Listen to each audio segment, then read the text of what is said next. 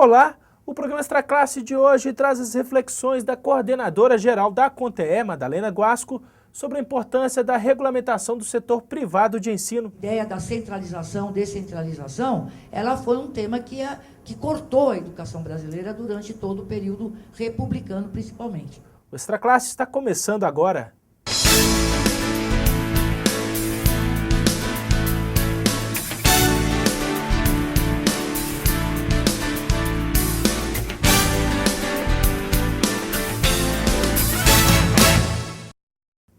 Unir forças para lutar pela regulamentação do setor privado de educação e pelo fortalecimento do ensino público.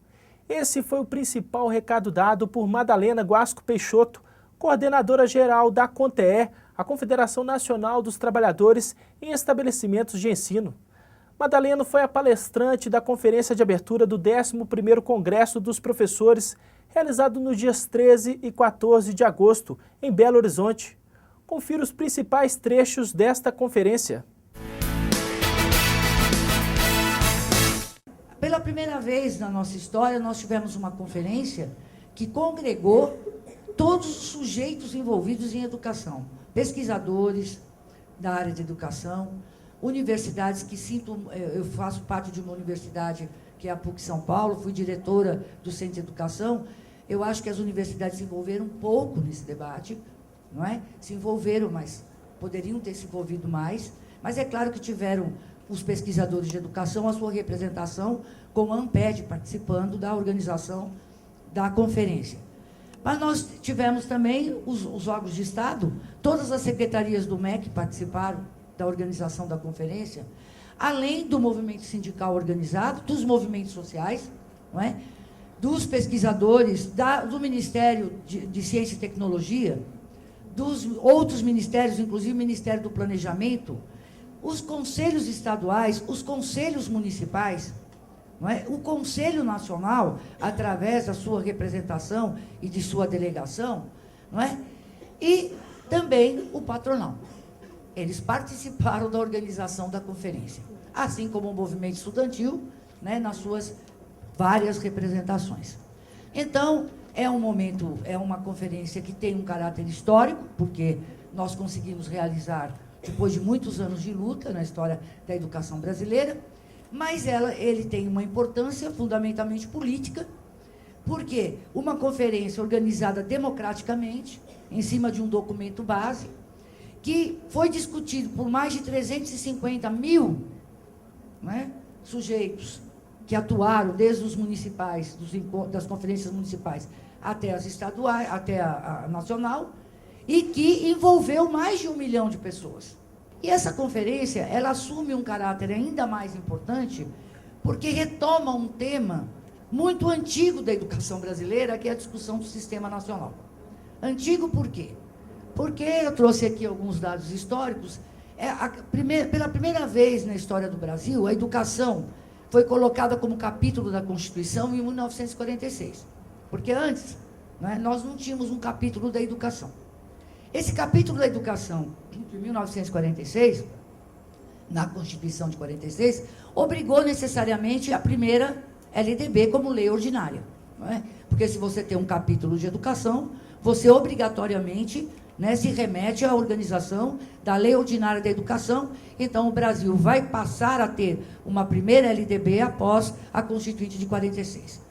Em 46, esse debate sobre o Sistema Nacional de Educação foi vivo, mas não foi vitorioso. Foi vivo, mas não foi vitorioso.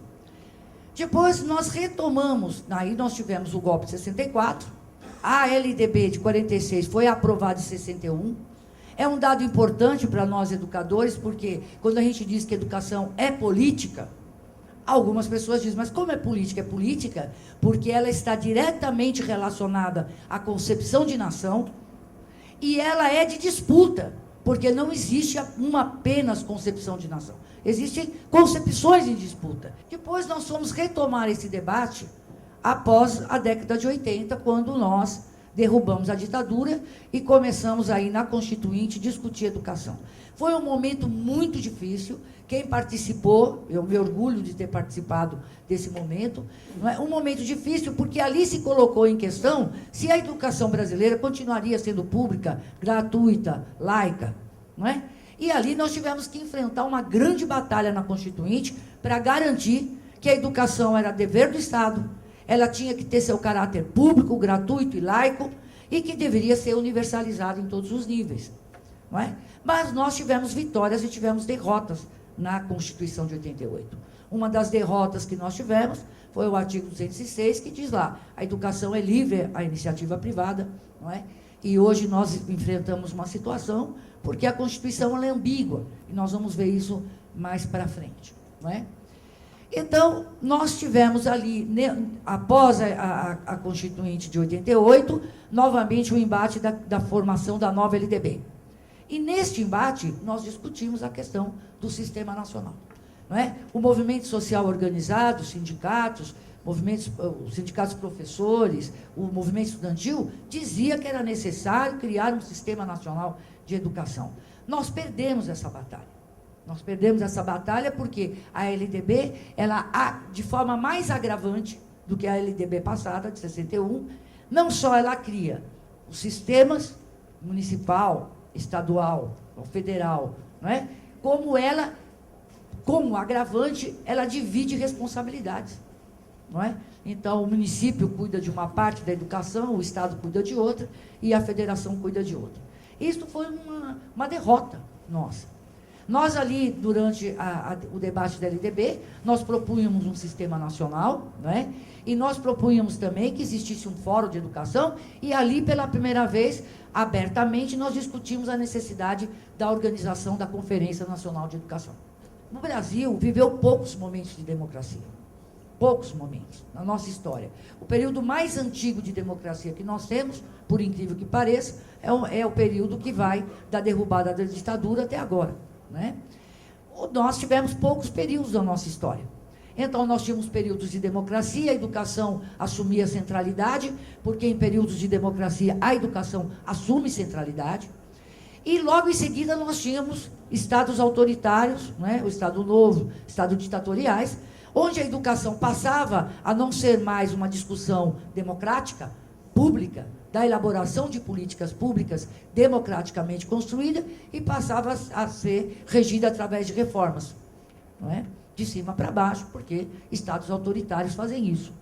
Então, este medo que, inclusive, os intelectuais progressistas tinham, advindo de uma realidade concreta, que era o fato do Brasil, né, perdurar muito pouco a democracia, fez com que se chegasse à conclusão que era melhor não ter um sistema nacional centralizado, não é? Porque se tivéssemos um sistema nacional centralizado da educação, esse sistema poderia estar servindo, inclusive, contra a democratização da própria educação. Eu concordo com ele e acho que isso foi que propiciou, em 2010, nós conseguimos discutir isso. Porque hoje nós vivemos no país uma democracia consolidada. Uma democracia consolidada. Nós ouvimos todas as ameaças do mundo, menos uma, que a ditadura militar vai voltar. Não existem condições mais políticas, objetivas para isso. Então, fica difícil se imaginar uma correlação de força capaz, né, de vir um retrocesso. Esse foi um fato, ao meu modo de ver, que propiciou a possibilidade, pela primeira vez na nossa história, de nós estarmos retomando um tema caro, que é o tema da articulação do Sistema Nacional de Educação. Nós tivemos que fazer um grande debate para mostrar que a criação de um sistema nacional não retiraria o papel que os conselhos estaduais e os conselhos municipais devem ter e têm. Ao contrário, era preciso, inclusive, discutir o sistema para aumentar a responsabilidade, não é? E a autoridade, porque alguns conselhos, eles não podem ir além, não é, daquilo que está colocado. Então, a própria conferência teve que discutir o papel dos conselhos municipais e estaduais. E o Conselho Nacional também tinha muita dúvida, porque o Conselho Nacional achava que, ao criar o sistema, o seu papel se esvaziaria, não é? Ao contrário, nós dizíamos, no Conselho Nacional vai cumprir um grande papel no sistema, porque aí sim ele assume o papel de um conselho articulador das políticas, né, elaboradas pelos conselhos estaduais e municipais, que esse papel o Conselho Nacional não tem. Mais recentemente é que vem sendo, tem feito encontros com os conselheiros estaduais, tem feito encontros com os conselheiros municipais para tentar uma articulação mínima.